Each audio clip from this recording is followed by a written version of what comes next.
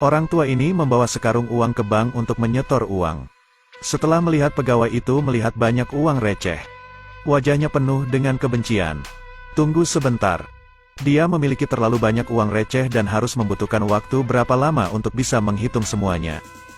Kemudian beritahu resepsionis untuk membawanya ke kantor lain.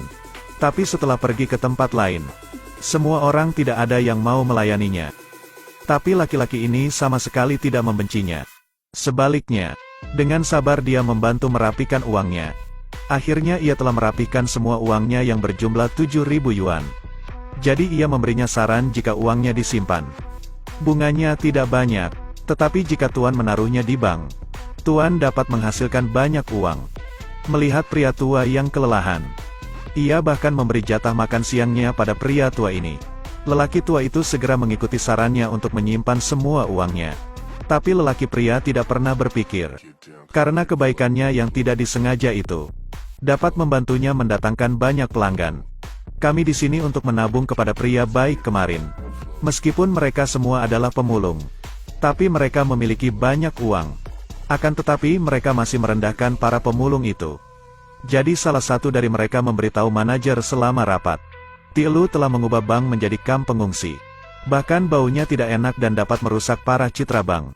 Tetapi manajer mengatakan, selama ini bisa menghasilkan uang. Ia dapat melakukan apa saja. Akan tetapi wanita ini telah mengambil kesempatan. Ia berperan seolah-olah dapat menangani semuanya. Malam itu, ia bahkan mengambil hati manajer untuk mendapatkan posisi terbaik. Keesokan paginya, manajer datang menemui pria baik itu. Akan tetapi ia berpura-pura memujinya.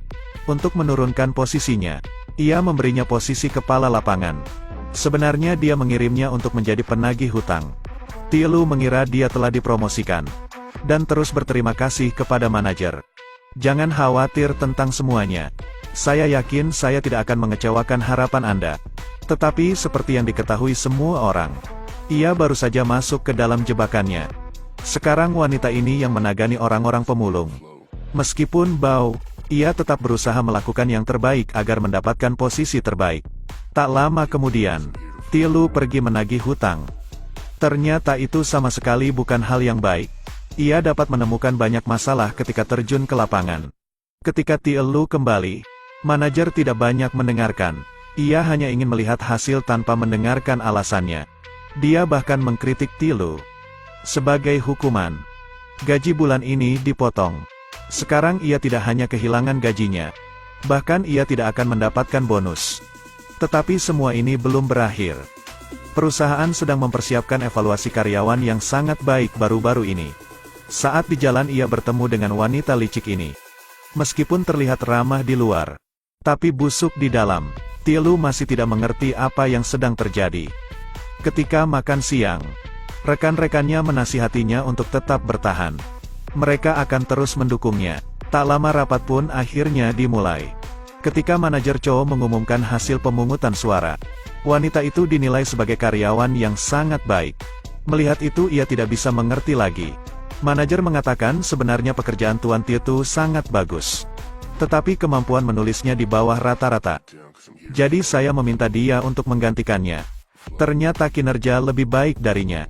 Sekarang tidak hanya tidak diakui. Sebaliknya, semua rekan kerja memihak padanya. Dia memberitahu istrinya tentang masalahnya. Istrinya mengatakan kalau itu tidak mudah.